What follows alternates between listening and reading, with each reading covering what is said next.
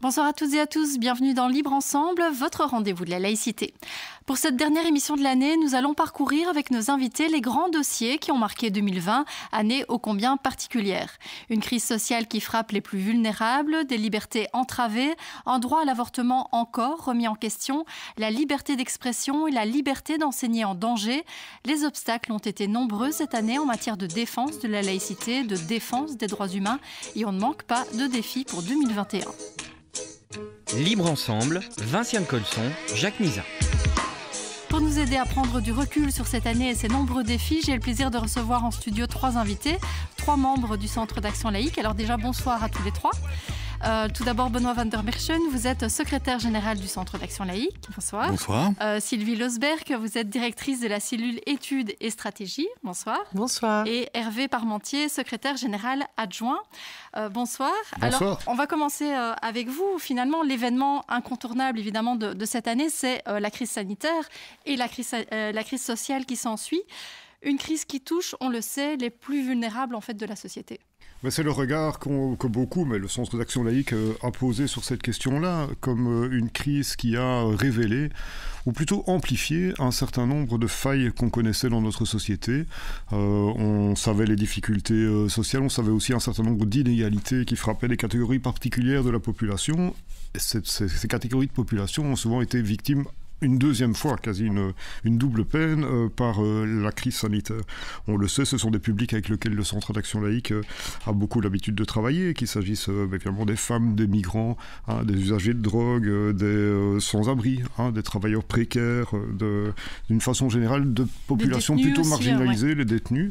Et donc la crise a eu pour effet vraiment de poser un effet de loupe sur les difficultés rencontrées par ces catégories de populations plus particulières. Et le Centre d'Action Laïque s'est plus toute l'année à y accorder une attention particulière. On en a fait d'ailleurs sur ces questions d'inégalité le thème de notre campagne Éducation permanente 2020. C'était une campagne qu'on a intitulée Égaux ensemble, une analogie par rapport à notre slogan Libre ensemble. Oui, j'avais envie de dire quel est finalement le sens de ce slogan Égaux ensemble. C'est vraiment, donc c'était l'idée que on voulait adresser un message à l'attention des pouvoirs publics que la société qu'on a connue avant le Covid ne pouvait vraiment pas être celle qu'on connaîtra par la suite. Et donc ces inégalités qu'on savait exister, ces inégalités qu'on connaissait bien et sur lesquelles on a beaucoup attiré l'attention, finalement montrent une série d'angles morts des politiques publiques. On voulait se dire qu'en attirant l'attention sur ces catégories de populations particulières, on espère aussi que les politiques qui seront conduites après, à la sortie de crise, ne seront pas les mêmes et permettront de ne pas oublier ces publics plus marginalisés. On y a beaucoup travaillé aussi d'un point de vue pratique, parce qu'il ne s'agit pas simplement que de déclamer, de dénoncer des formes d'inégalité pour les corriger. Le Centre d'Action Laïque, tout au long de l'année, a particulièrement accentué son travail en direction de ces publics-là. On a mis un point d'honneur à poursuivre, malgré les circonstances sanitaires, le travail que nous apportons auprès de populations plus fragilisées. On a nos centres de jour, nos centres de nuit, par exemple, les cours d'alphabétisation, etc. L'assistance morale qui s'est poursuivie notamment par téléphone, par exemple. L'assistance morale, j'en profite, on vient d'ouvrir ce 15 décembre dernier un numéro de téléphone gratuit, un numéro 0800 à l'attention des publics plus fragilisés. Le but est de sortir ou d'aider sortir les personnes de leur isolement, de les aider parfois à faire leur deuil. Je vais peut-être rappeler ce numéro, si vous le permettez, c'est le 0800 82 089. 0800 82 089 et c'est un numéro gratuit, accessible à toute personne qui ressent un moment le besoin de parler et se sent un peu seul et veut essayer de renouer un contact. Ouais, écoute, évidemment, sans jugement aucun. Alors, Sylvie Losberg, je rappelle que vous êtes donc directrice de la cellule études et stratégies du Centre d'Action Laïque, mais aussi présidente du Conseil des femmes francophones. Et quand on parle de personnes particulièrement vulnérables, il faut admettre que les femmes, finalement, sont particulièrement touchées parce que elles occupent des emplois précaires, elles sont aussi, ce sont elles, finalement, qui sont aussi à la tête des familles monoparentales et on sait que ce sont des catégories de la population qui ont été particulièrement touchées par la crise. Oui, non seulement quand elles sont déjà en situation de précarité, c'est le cas des familles monoparentales très clairement, mais aussi parce qu'elles travaillent dans des secteurs qui ont été particulièrement sollicités, le nettoyage par exemple, ou les supermarchés qui étaient finalement les seuls lieux ouverts pour s'approvisionner, les soins de santé évidemment, les maisons de repos, donc des secteurs où il y a des salaires qui sont très bas et où on a vu que les femmes sont indispensables en fait à la cohésion de la société dans un moment comme celui qu'on a connu avec cette crise sanitaire. Ça a visibilisé, comme l'a dit Hervé, les inégalités qui étaient déjà présentes. Ça a amplifié finalement l'écart entre ceux qui étaient plus ou moins nantis et ceux qui étaient déjà en situation de précarité, mais ça a créé aussi surtout des trous dans lesquels sont tombées des femmes qui finalement maintenait la tête hors de l'eau. Et donc le Centre d'action laïque s'est associé aussi au Conseil des femmes pour dénoncer cette précarisation structurelle dans notre pays. Il faut savoir que la Belgique est un très très mauvais élève en Europe par rapport à la discrimination notamment salariale, mais pas seulement. Et donc la campagne La pauvreté aussi est sexiste faisait le point sur tous les endroits, tous les domaines de la vie des femmes qui sont finalement des révélateurs de discrimination qui ne sont pas seulement liées à des parcours de vie, un divorce, une séparation, mais qui sont vraiment structurelles. Et je pense que là, on a vraiment pu non seulement mettre en évidence les constats, mais surtout créer aussi un réseau, notamment avec la récolte de kits hygiène, la distribution de masques pour les personnes qui se trouvent dans ces situations. Dans toute la Fédération Wallonie-Bruxelles et le Conseil des femmes travaillent avec le Centre d'action laïque pour essayer d'alléger un petit peu cette charge qui s'augmente aussi d'un autre phénomène qui est celui des violences intrafamiliales. Et là, on sait que les constats sont aussi absolument effarants puisque les lignes d'écoute pour les violences conjugales ont augmenté de 80% d'appels en Flandre et de plus du double en Fédération Wallonie-Bruxelles pendant le premier confinement. Mais oui, et on voit même qu'ici, pendant le deuxième confinement, on va dire, les centres d'hébergement pour les victimes sont vraiment à saturation. Donc on voit qu'en termes de violences conjugales, elles ont vraiment augmenté pendant le confinement aussi. Oui, elles ont augmenté. Et un autre élément qui est lié aussi, je dirais, à une société qui est sexiste, c'est le harcèlement des filles. Il y avait confinement, les gens ne pouvaient pas sortir, mais les filles se faisaient davantage harceler. Pas dans la rue puisqu'elle ne pouvait pas sortir, mais sur Internet ou même à travers une fenêtre, une fille qui va au magasin. Et donc là, on voit que finalement, cette société qui s'est révélée très fragile sur le plan de la solidarité, eh bien, met en évidence le fait que face à des frustrations, et tout le monde était frustré, tout le monde est encore, puisque nos libertés sont vraiment rabotées, eh bien, ça engendre des violences et que ces violences, malheureusement, ça tombe quasiment toujours sur les femmes, les filles et les enfants aussi. Alors, Benoît van der Meschen, un autre dossier, mais qui finalement est toujours lié à cette crise sanitaire, ce sont les restrictions à nos libertés. Alors, on a fait passer le droit à la santé au-dessus d'autres droits et libertés. On peut le comprendre pour l'intérêt du collectif pendant la crise, mais est-ce que vous ne craignez pas que ces restrictions qui ont été prises notamment par un gouvernement qui était muni de pouvoirs spéciaux, finalement ne se prolongent? Est-ce qu'il faudrait être attentif à ça, cette restriction des libertés qui pourrait se prolonger dans le temps? Le prix de nos libertés, c'est la vigilance éternelle. Donc, quand vous parlez d'être attentif, je pense qu'il faut même beaucoup plus. Il faudra être au taquet et surveiller tout ce qui a été mis en place et pour quelle durée. On le voit très bien de manière générale quand Sylvie parlait de liberté rabotée, quand on rabote ces libertés, on revient généralement très peu en arrière. Or, on est déjà de manière globale dans une société de l'immédiateté et ici on a vécu une année extraordinaire au sens premier du terme. Et tout cela appelle à quoi? À une réponse rapide. Il faut effectivement que l'on trouve une solution par rapport à la propagation du virus, il faut qu'on trouve une solution pour lutter contre cette pandémie et tout cela nous donne un sentiment qu'il faut un exécutif fort et sans doute au détriment du temps, de l'analyse, de la réflexion, du débat et un lieu spécifique pour toute intrusion dans les droits fondamentaux, c'est le Parlement. Parce que si effectivement les droits fondamentaux ne sont pas toujours absolus, il faut que s'il y a une intrusion, ce soit prévu légalement, que ce soit pour un but légitime, je pense qu'ici il est là. Et puis après il y a une question d'équilibre, il faut que ce soit proportionnel. Or ici, ce qu'on a vu, c'est réponse rapide, on n'a pas le temps de faire du droit, on n'a pas le temps du débat, et on confie effectivement à un gouvernement, soit il a sa légitimité, le soin de régler la lutte contre la pandémie. Mais, et là ce n'est pas que de la technique juridique, on a pu constater que tout ça s'est fait par arrêté ministériel. C'est-à-dire que l'on confie, on sait que ça passe par le Conseil des ministres restreints, mais on confie à un ministre le soin de déterminer effectivement ces intrusions gigantesques. C'est quand même extraordinaire en termes de liberté d'aller et venir, en termes de liberté d'association, en termes de liberté de réunion, en termes de droit au travail, ce qu'on a vécu cette année, en termes de négation des droits fondamentaux. peut-être pour un but légitime, c'est quand même ahurissant.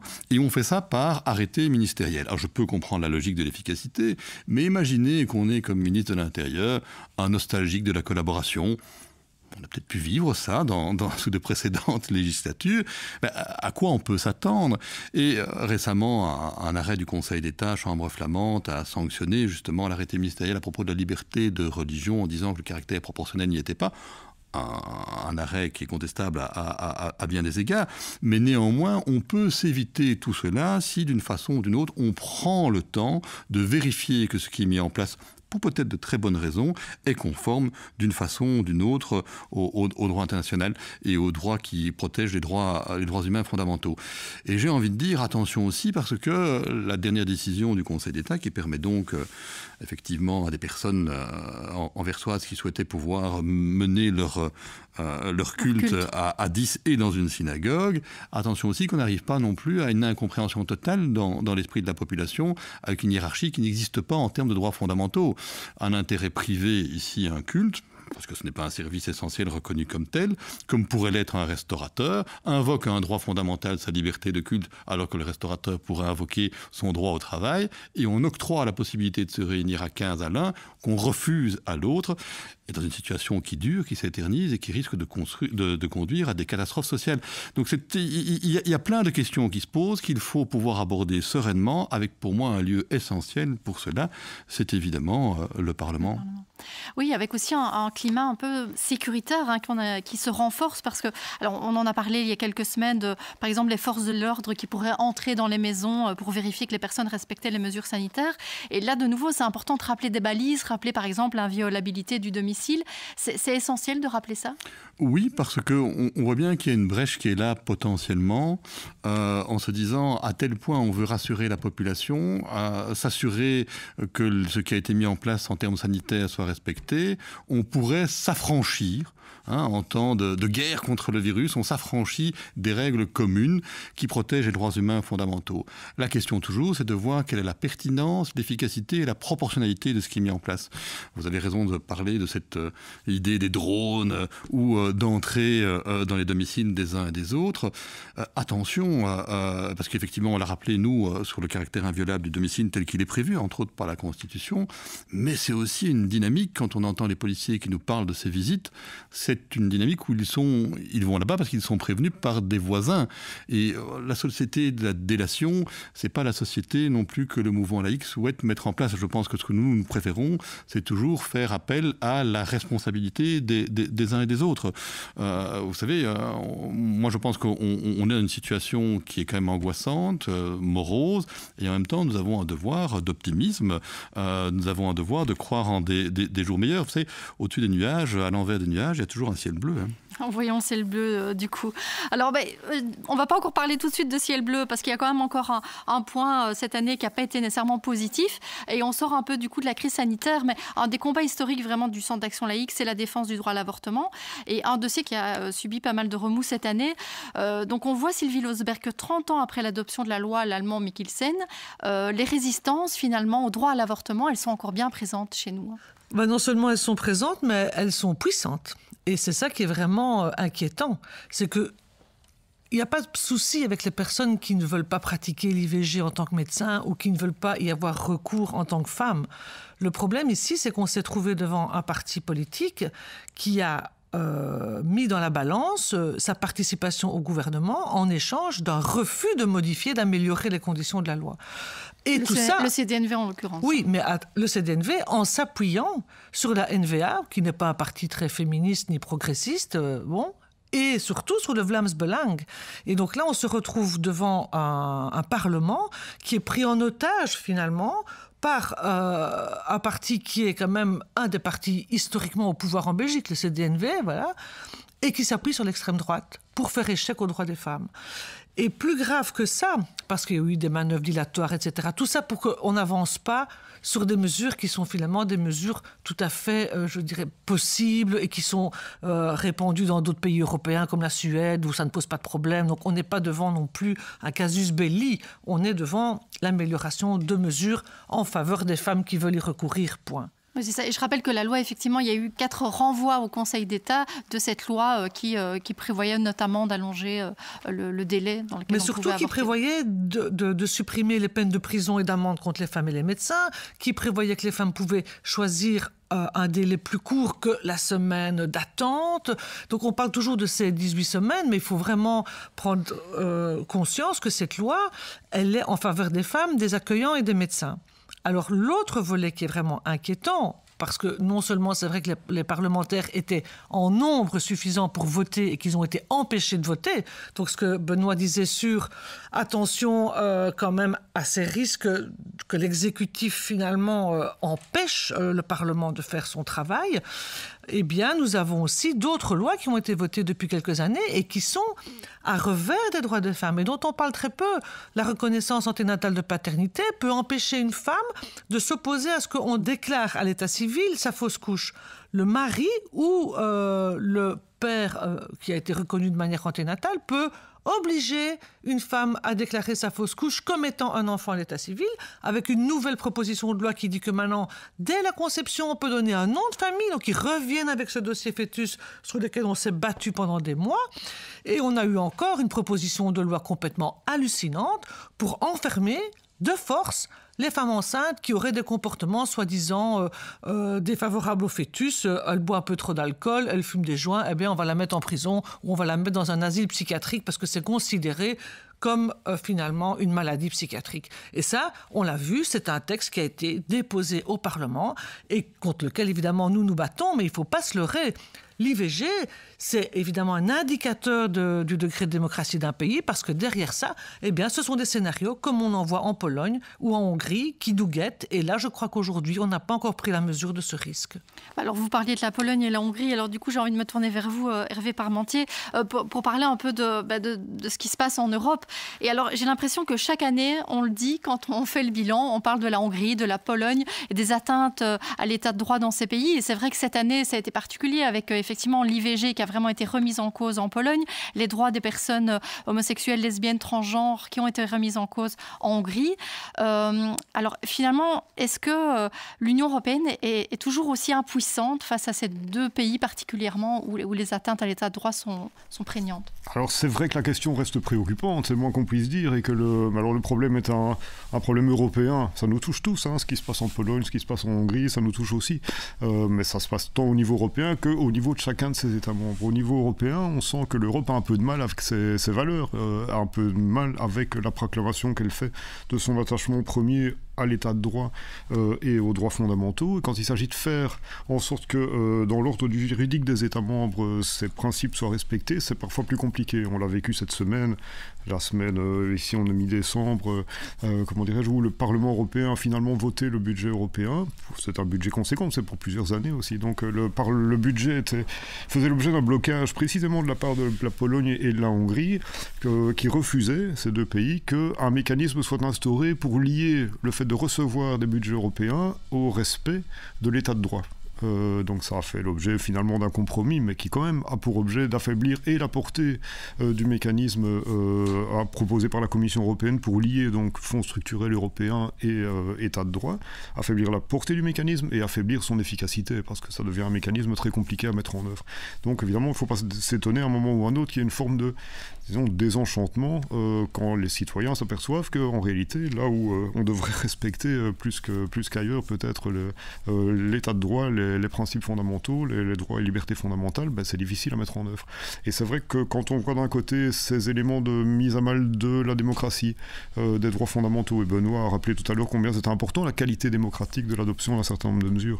Quand on voit de l'autre la difficulté ou la remise en cause de certains droits fondamentaux, si lui il évoquait pour l'IVG, qui pour nous est un droit fondamental, on voit que dans d'autres pays, là, la situation est autrement plus grave. C'est le cas effectivement de la Pologne et de la Hongrie. La Pologne qui vraiment donc un arrêt de la Cour constitutionnelle qui est une véritable remise en cause de le droit à l'IVG, puisque l'IVG n'est dorénavant pour l'instant plus autorisé que dans des circonstances très très précises. En cas de viol, je pense, et vraiment de graves dangers pour la mère, mais on est vraiment dans une limitation très forte. Tout à fait. Alors là, ce qui est fort heureux, c'est que la société polonaise se mobilise très très fort. Il y a des manifestations de masse de nombreuses femmes, mais pas que, évidemment, en Pologne, et on sent que derrière ce sujet de l'IVG, c'est une aspiration à la liberté dont témoigne le peuple polonais. Donc ça, c'est très intéressant. Se double aussi, d'ailleurs, d'un combat pour une forme de sécularisation accrue de la société polonaise, qui n'est peut-être pas aussi catholique que ce qu'on voudrait bien croire. Donc beaucoup de femmes ou d'hommes qui protestent contre ces réformes IVG, en réalité, sont occupés de se désaffilier de l'Église catholique,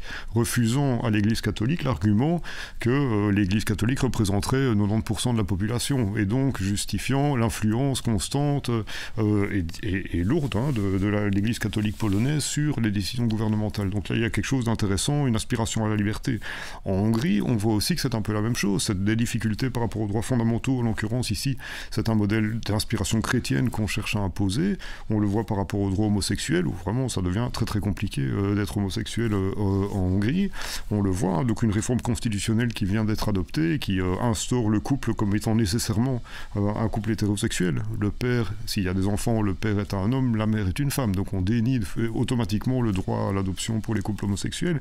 On a vraiment des formules où on explique que l'éducation des enfants doit être d'inspiration chrétienne pour protéger l'enfant contre des influences néfastes, politiques ou idéologiques qui viendraient d'ailleurs dans le monde. Donc on a quand même quelque chose de très très problématique. Ce que je veux dire simplement, c'est que si en Belgique on connaît ça de manière très très très relative, dans d'autres pays, on voit que par une forme d'association entre des courants politiques très conservateurs avec des éléments d'inspiration religieuse plutôt conservatrice aussi, on arrive là à de véritables modèles, de véritables remises en cause de nos éléments qui fondent nos systèmes démocratiques, des droits fondamentaux qui ont parfois été acquis de chère lutte. Et donc ça, c'est un point de vigilance extrême pour nous, bien entendu, en Belgique, mais également au niveau européen, parce que ce qui arrive ailleurs peut se produire chez nous aussi. Benoît van der Merchen, le 16 octobre dernier, c'est une date qui sera marquée aussi, qui aura marqué cette année 2020, puisque c'est vraiment la stupéfaction en France. Samuel Paty, professeur d'histoire géo dans un collège de Conflans-Sainte-Honorine près de Paris, est assassiné, donc décapité en pleine rue par un jeune terroriste islamiste. Il avait montré une caricature de Mahomet en classe. Là, on doit s'inquiéter pourquoi ? Pour la liberté d'expression, pour la liberté d'enseigner aussi. Ce moment-là, c'est l'horreur absolue et la stupéfaction et le questionnement. Comment est-ce qu'on peut en arriver là ? Dans son dernier rapport, la Sûreté de l'État en juillet en Belgique mentionnait deux dangers principaux, l'extrême droite violente organisée, mais et surtout et avant tout le terrorisme islamique. Et on l'a vu de ces dernières années à quel point tout ça est ciblé. Chez nous, ça a commencé par le musée juif avant Zaventem et le métro, puis ça a été les caricaturistes de Charlie Hebdo. Et on sait bien que les artistes sont ceux qui titillent, qui vont repousser au plus loin les limites du licite, mais qui questionnent. Puis ensuite, ça a été d'autres cultes dans des églises, et puis ça a été monsieur et madame tout le monde, parce que c'est un mode de vie différent et c'est faire la fête, comme ça peut être chez nous à Bruxelles ou à Paris. Et alors maintenant, c'est l'école, le lieu de transmission de valeurs, là où on donne les clés d'une compréhension du monde, comme si justement on voulait un monde figé ou un monde avec des retours en arrière. Et oui, ça fait, je ne vais pas dire que ça fait peur, parce que rien n'est à craindre, mais il y a des choses qui sont certainement à sauvegarder. Et la possibilité de pouvoir parler sans s'auto-censurer et en donnant les clés du monde de demain à nos jeunes aujourd'hui, c'est un rôle mais absolument essentiel, vital pour l'école. Et on va faire un lien très rapidement parce que il y a un groupe de travail au niveau du Parlement qui recommence ses travaux en janvier sur l'idée d'un cours de philosophie de citoyenneté de 2 heures dans notre enseignement officiel. Et personnellement, je pense que tous les élèves dans notre système scolaire devraient pouvoir en bénéficier, quel que soit le réseau auquel ils appartiennent. Mais avec une plus-value essentielle, c'est discuter des questions de sens avec tous les élèves ensemble pour justement sortir des anathèmes, des vision stéréotypée des uns et des autres, pouvoir mettre en débat avec un cours, un programme et des professeurs formés à cet effet, c'est absolument essentiel. Ce ne sera jamais une seule des solutions. C'est une solution importante qui est mise sur le moyen et le long terme. Après, il y a une sécurité que les gouvernants doivent assurer à notre population et sans équivoque par rapport à des actes de violence qui sont d'une horreur sans nom, mais où quelque part on doit toujours se poser la question de qu'est-ce que l'on fait au-delà de la répression qui ici s'impose, qu'est-ce que l'on fait également pour pouvoir éviter que ça se reproduise. Dans ces rapports de la sûreté de l'État, on peut lire aussi qu'un des foyers de radicalisme, c'est souvent le milieu carcéral. Donc se dire je crée des peines de prison supplémentaires pour les gens qui ont commis des attentats, est-ce qu'on va réellement être efficace? Donc il faut toujours se poser la question de l'utilité, du sens de ce que l'on fait et essayer d'avoir la réponse appropriée.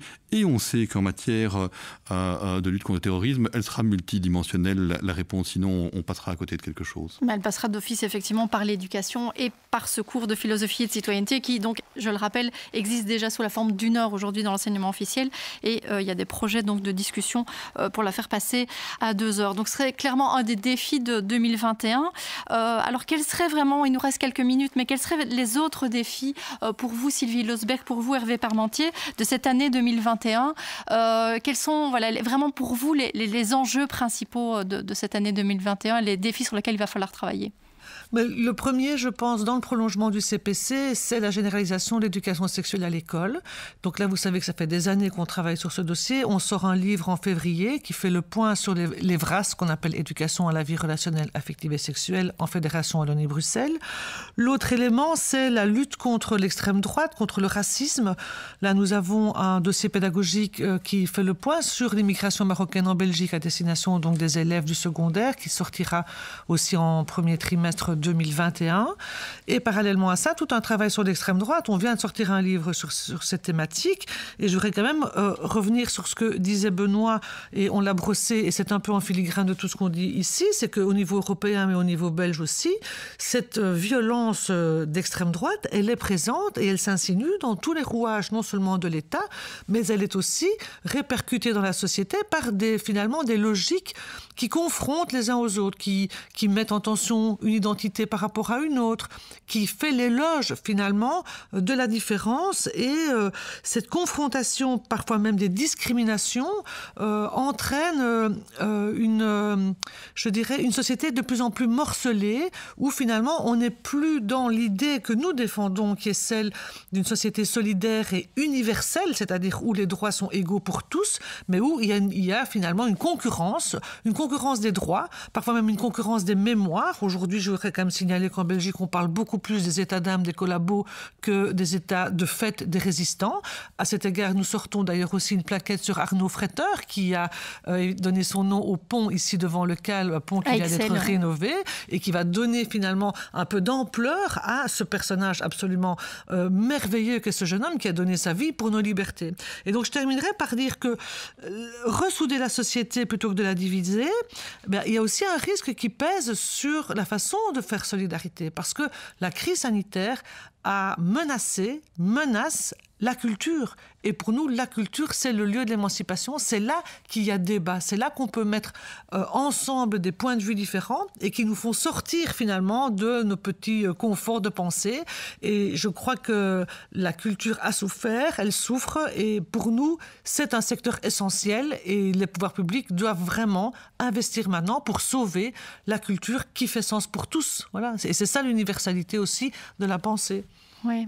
Hervé Parmentier, peut-être pour compléter ces défis de 2021. Vraiment, c'est complété parce qu'au-delà de tout ce que Sylvie vient de dire, qui forme vraiment, je pense, le cadre de ce qui va beaucoup mobiliser le Centre d'action laïque dans l'année qui vient, il y a un autre sujet sur lequel on va beaucoup travailler l'année prochaine, c'est ce qu'on appelle la santé circulaire. Alors la santé circulaire, c'est un peu cet écosystème d'interaction entre la santé animale, la santé humaine et la santé de la planète.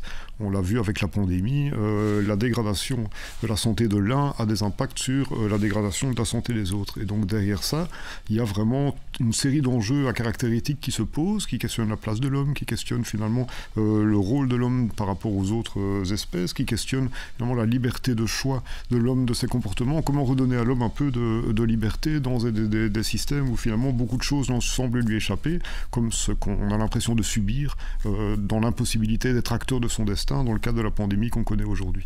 Donc ça, la santé circulaire sera un des grands enjeux. La santé parce que avec l'éducation qui est un vrai facteur d'égalité, l'accès à la santé, le fait de pouvoir bénéficier de soins de santé de qualité est également aussi un élément essentiel de lutte contre les inégalités. Donc dans cet esprit d'égalité, dans cet esprit de solidarité, le Centre d'action laïque s'intéressera également à ce sujet l'année prochaine. En tout cas, des enjeux qui sont quand même stimulants et où on peut voir un peu d'espoir malgré cette année, effectivement, qui était assez terne. Vraiment, merci à tous les trois. Donc, je le rappelle, Benoît Werner-Merchen, Sylvie Losberg et Hervé Parmentier, donc tous les trois membres du Centre d'action laïque. Merci pour votre éclairage. Merci à vous de nous avoir suivis. Et une bonne fin de soirée et une bonne fin d'année aussi à tous et à l'année prochaine.